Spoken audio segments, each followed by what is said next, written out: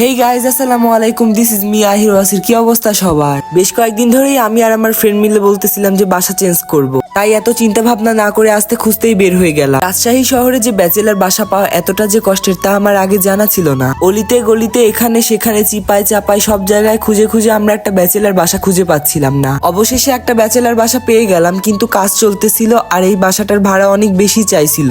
Normally আমার বাসাটা ভালোই লেগেছিল, কিন্তু বাসার কাজ চলতেছিল আর এই বাসাটার ভাড়া বেশি হওয়ার একটাই কারণ, এটা মেইন জায়গা আর মেইন রাস্তার সাথে। এইখানে আমি আর আমার বন্ধু ঘুরে ঘুরে বাসাটা দেখাচ্ছিলাম।